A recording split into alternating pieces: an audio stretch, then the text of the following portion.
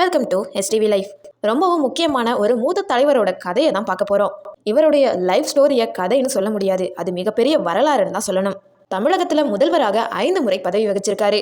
மிகப்பெரிய கட்சியோட, அதாவது திராவிட முன்னேற்ற கழகத்தோட தலைவராகவும் இருந்திருக்காரு. அரசியல் வாழ்க்கையை தாண்டி தமிழ் திரையுலகத்தில் கதை உரையாடல் பணிகளில் ஈடுபாடு கொண்டவர்னும் சொல்லலாம். மு கருணாநிதி அவர்களுக்கு பல பட்டப்பெயர்களும் இருக்கு. கலைஞர், முத்தமிழறிஞர், இந்த மாதிரி சொல்லிக்கிட்டே போகலாம். இவருடைய காலங்களான 94 வருஷம் வரைக்குமே ஒரு சரித்திரத்தை உருவாக்கியிருக்காருன்னு தான் சொல்லணும்.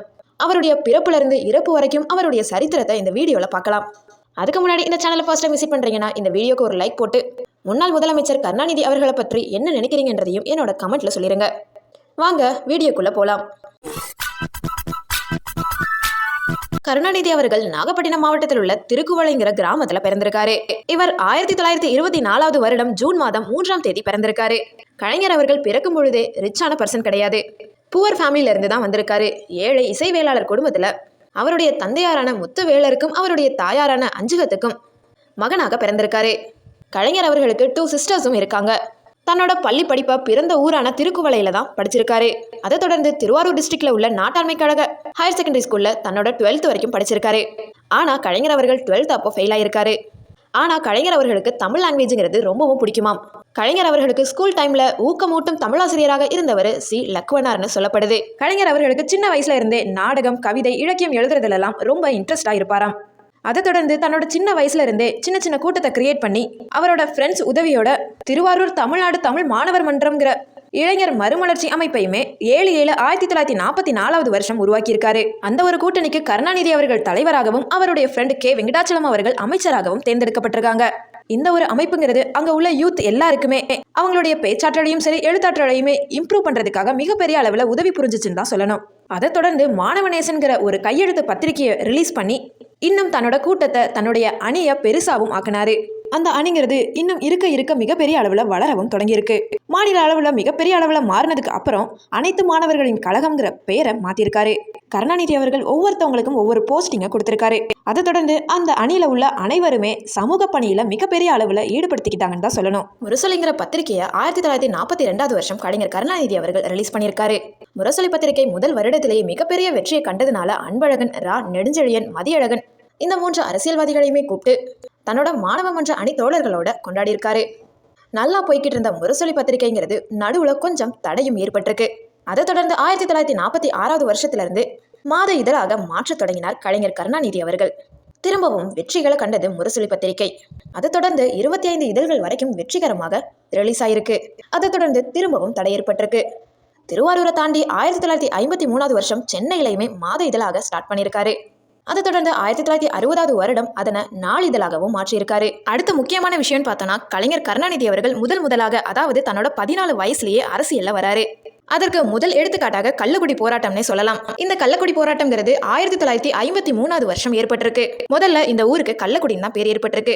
அந்த ஊர்ல ஃபர்ஸ்ட் ஒரு சிமெண்ட் கம்பெனி வந்திருக்கு. அந்த ஒரு காரணத்துக்காகவே டால்மியாபுரம்னு பெயர் மாற்றப்பட்டிருக்கு. இந்த ஒரு பெயர் மாற்றத்தை கருணாநிதி அவர்களும் சரி அவருடைய ஃப்ரெண்ட்ஸும் சரி யாருமே விரும்பல. அந்த ஒரு காரணத்துக்காகவே அந்த ரயில்வே ஸ்டேஷன்ல உள்ள டால்மியாபுரம்ங்கிற பெயரை ஃபர்ஸ்ட் அழிச்சிருக்காங்க. அந்த ஒரு காரணத்தினாலேயே அந்த ரயில்வே மறியலும் சரி அங்க ஒரு மிகப்பெரிய போராட்டமுமே ஏற்பட்டிருக்கு. அந்த ஒரு ஆர்ப்பாட்டத்துல 2 பேர் வரைக்கும் இறந்திருக்காங்க. கருணாநிதி அவர்களை முதல்ல கைது செய்யப்பட்ட நிகழ்வுன்னு சொல்லலாம். அடுத்ததாக கலைஞர் கருணாநிதி அவர்கள் களமிறங்கிய போராட்டம்னு பார்த்தோம்னா ஹிந்தி திணிப்பு போராட்டம்னு நம்ம சொல்லலாம். 1957 வருஷம் திமுகவில் ஹிந்தி எதிர்ப்பு மாநாட்டில் தமிழ்நாட்டோட நடுவண் அரசால ஹிந்தி திணிக்கப்படுவதை வன்மையா எதிர்ப்பதற்காக தீர்மானமுமே நிறைவேற்றப்பட்டது. அதையே அக்டோபர் மாதம் 13ஆம் தேதி 1957 வருஷம் அன்னைக்கு உள்ள நாளை ஹிந்திக்கான எதிர்ப்பு நாளாவே பல மக்களோட அமைதியான முறையில் கடைபிடிக்கலாம் அப்படிங்கிறத முடிவும் பண்ணியிருக்காங்க. இந்த ஒரு போராட்டத்துக்கு தலைமை தாங்கியவரும் நம்ம கலைஞர் கருணாநிதி அவர்கள் தான். இந்த ஒரு போராட்டத்தை நடத்துறதுக்கு காரணம் என்னன்னா, எங்களோட பண்பாட்டை பாதுகாக்கிறோம், இது எங்களோட மக்களோட தன்மானம், அது மட்டும் இல்லாம எங்க கட்சியோட அரசியல் கொள்கையினும் சொல்லியிருந்தாரு. அது மட்டும் இல்லாம ஹிந்தி லாங்குவேஜுங்கிறது ஒரு மெஸ்ஸில் இருந்து சாப்பாடு எடுத்துட்டு போற மாதிரி, அதே இங்கிலீஷுங்கிறது ஒருவர் சொல்ல சமைக்கப்பட்ட உணவு மாதிரி, தமிழுங்கிறது குடும்பத்தோட அதனுடைய தேவையை புரிஞ்சுக்கிட்டு விருப்பத்தோட ஒரு தாய் கையால சாப்பிடுற உணவு மாதிரி, இந்த மாதிரி சொல்லி முழக்கமும் இட்டிருக்காரு. இந்த ஒரு விஷயம் பெருசாகி 1963 வருஷம் அக்டோபர் மாதம் ஹிந்தி எதிர்ப்பதற்கான மாநாடுமே சென்னையில நடத்தப்பட்டுச்சு. ஹிந்திங்கிறது கற்றுக் கொடுக்கறதுக்காக அவங்க சொல்லல, திணிக்கிறாங்கன்ற முறையில இந்த தேசிய மொழிகள் சட்ட எதிர்ப்பு போராட்டமும் நடத்துவதற்காக இந்த ஒரு தீர்மானமும் எடுக்கப்பட்டதாக சொல்லப்பட்டுச்சு. ஆனா சட்டத்திற்கு புறம்பானதா நடத்தப்பட்டதுனால நவம்பர் 16ஆம் தேதி அண்ணாதுரையும் நவம்பர் 19ஆம் தேதி கலைஞர் கருணாநிதியும் கைது செய்யப்பட்டிருக்காங்க. அதை தொடர்ந்து நவம்பர் 25ஆம் தேதி தான் உயர்நீதிமன்றத்தால ரிலீஸும் ஆகியிருக்காங்க. இவருடைய ஆர்வம் இருக்க இருக்க அதிகமான காரணத்தினால 1960வது வருஷம் திமுகவுல பொருளாளரா தேர்ந்தெடுக்கப்பட்டிருக்காரு. இந்த ஒரு பதவியை 1969வது வருஷம் வரைக்கும் மிகப்பெரிய அளவுல முன்னேற்றத்தோட தான் கொண்டு போயிருக்காரு.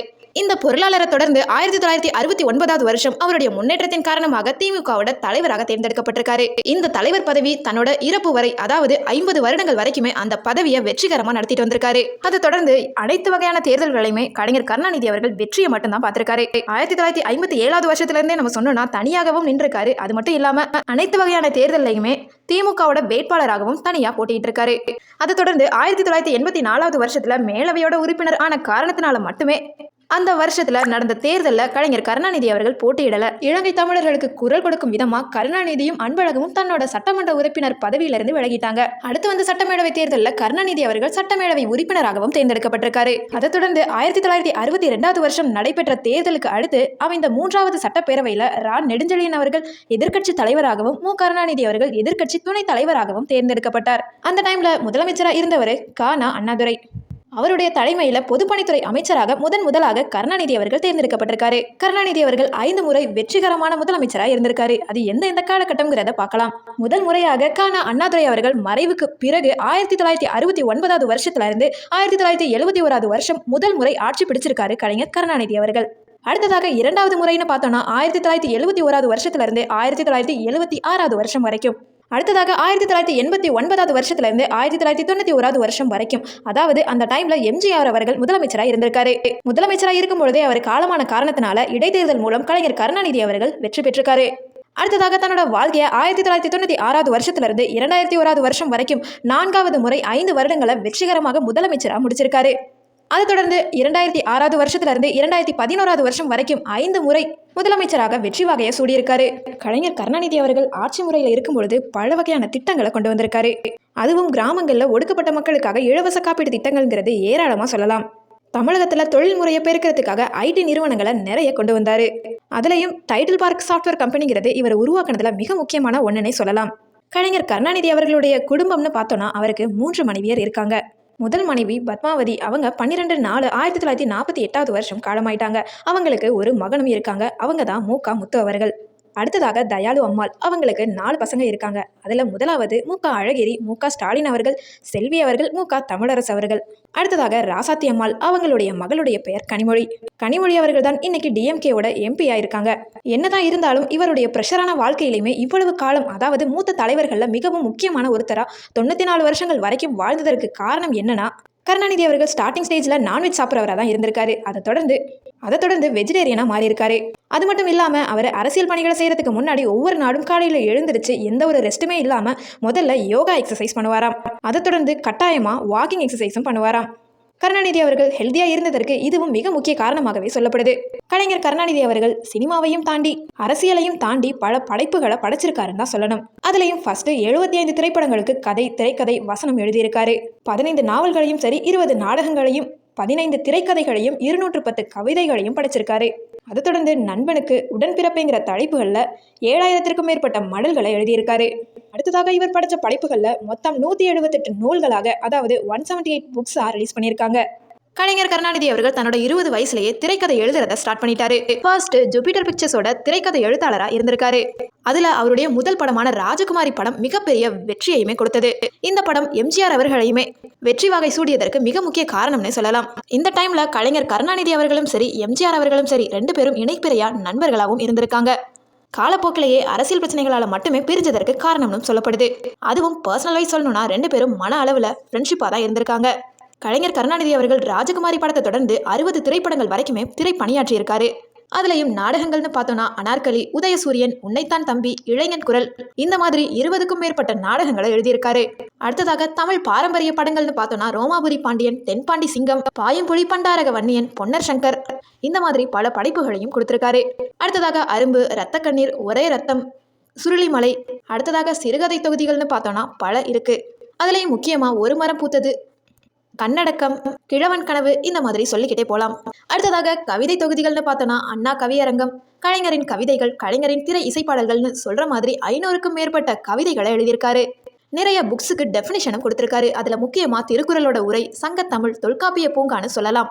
இவ்வளவு படைப்புகளை தாண்டி ஆல்ரெடி இருக்க படைப்புகளை இவருடைய கைப்பாணியில மறுபடைப்பாகவும் எழுதியிருக்காரு. அதுல முதலாவதாக இருக்கிறது குறளோவியம், சிலப்பதிகாரத்தோட நாடக காப்பியம், தாய், பூம்புகார். அதை தொடர்ந்து கலைஞரோட மிகப்பெரிய வரலாறு நெஞ்சுக்கு நீதிங்கிற தலைப்புல தினமணி கதிர்ல முதலாவது பகுதியாகவும், ரிமைனிங் உள்ள தொடர்கதைய முரசொலிகளையும் குங்குமத்திலையுமே ரிலீஸ் பண்ணாரு. இவற்றின தொடர் கட்டுரையாகவும் எழுதினாரு. இந்த ஒரு வரலாறு அதே பேரில், அதாவது நெஞ்சுக்கு நீதிங்கிற பேரிலேயே 4165 பக்கங்களோட 6 பாகங்களாக 6 புத்தகமா ரிலீஸ் பண்ணப்பட்டுச்சு. பல சொற்பொழிவுகளுக்கான சொந்தக்காரரும் கலைஞர் கருணாநிதி அவர்களே இருக்காரு.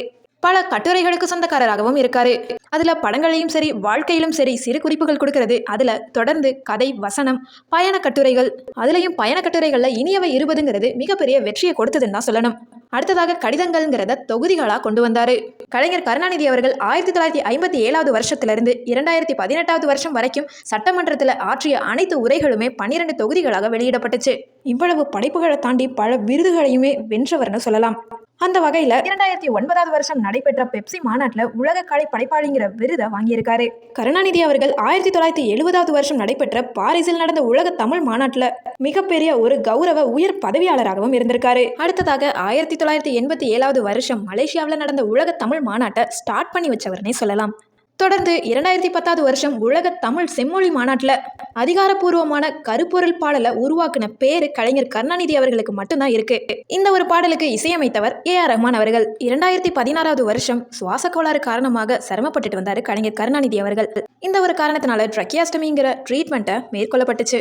இந்த ஒரு ட்ரீட்மெண்ட்டுங்கிறது எக்ஸ்சேஞ்ச் பண்ணிக்கிட்டே இருக்கணுங்கிற காரணத்தினால ப்ராப்பராக செக் பண்ணிட்டு வந்தார். அதுக்கு அடுத்ததாக உடல்நல பாதிப்புங்கிறது இவருடைய வயது நலிவு காரணம் தான் டாக்டரும் சொல்லிட்டாங்க. இந்த ஒரு காரணத்தினாலேயே கிட்னியில் ப்ராப்ளம் ஏற்பட்டிருக்கு. அதனாலேயே காய்ச்சல் வரதுக்கு மிக முக்கிய காரணமாகவும் இருந்திருக்கிறதா டாக்டர் அவர்கள் சொல்லியிருக்காரு. இன்னும் வீக்கான காரணத்தினால கலைஞர் கருணாநிதி அவர்களை சென்னையில் ஹாஸ்பிட்டலில் அட்மிட் பண்ணுறாங்க. அந்த முறையும் சரியான காரணத்தினால டிஸ்சார்ஜும் செய்யப்படுறாரு கலைஞர் கருணாநிதி அவர்கள். ஆனால் இருந்தாலும் திரும்பவும் கலைஞர் கருணாநிதி அவர்களுக்கு முன்னேற்றம்ங்கிறது தடைப்படுவதா தெரிஞ்சது. ஆகஸ்ட் மாதம் 6ஆம் தேதி 2018வது வருஷம் உடல்நிலை மோசமாக மாறுது.